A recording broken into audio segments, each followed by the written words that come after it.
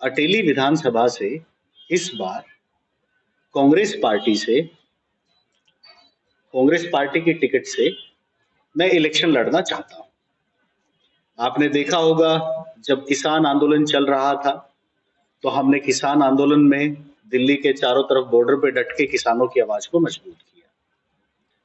हमारे यहाँ जब खाद की बहुत भारी समस्या थी तो हमने यहाँ पर सड़क पर डटकर संघर्ष किया और खाद की समस्या के लिए सरकार पर दबाव डाला और समय पर किसानों को खाद मिल पाई ये हमने सुनिश्चित किया। आज की प्रेस वार्ता का विषय है, हम आप सभी के माध्यम से अटेली की जनता से रूबरू होना चाहते थे, अपनी बात आप सबके माध्यम से पहुंचाना चाह रहे थे। अटेली विधानसभा से इस बार कांग्रेस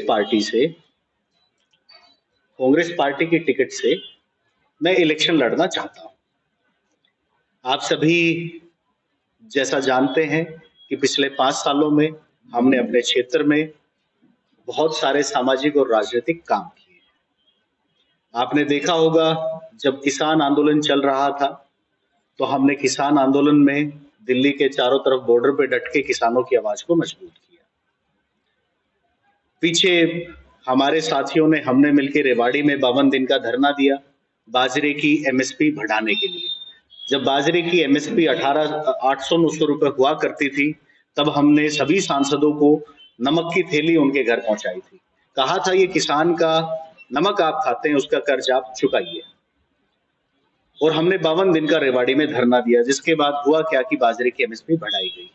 हम निरंतर पिछले 6 वर्षों से मंडियों का दौरा करते रहे हैं। आप सभी पत्रकार साथियों से, बाकी सभी लोगों से भी मुलाकात हमारी दौरे के दौरान हुई है, जहां पर हमने सरकार की खरीद बेच को लेकर इनके जो बड़े बड़े वादे थे उनको हमने पोल खोली और सरकार पर प्रेशर बना करके किसानों को फायदा दिलवाने के लिए हमने काम किया।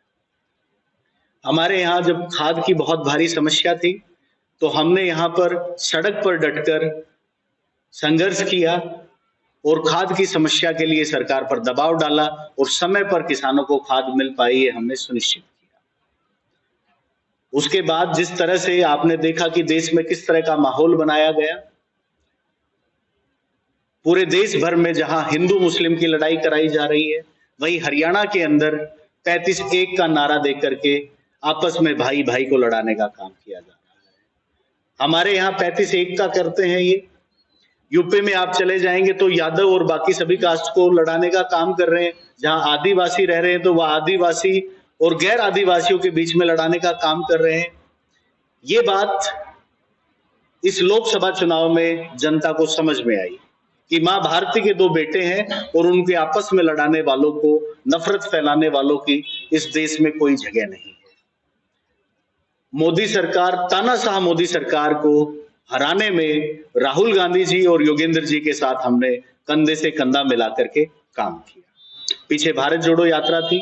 भारत जोड़ो यात्रा में हम पैदल श्रीनगर तक हम इस यात्रा में गए। यात्रा के संदेश को हमने प्रयास किया कि हर घर तक, हर दिल तक हम पहुंचाएं। उसके बाद जहां जहां पर जो चुनाव थे हमने वहां जाकर सक्रिय रूप से काम किया और मोदी सरकार को हराने में पूरा योगदान दिया। अब हरियाणा में चुनाव है।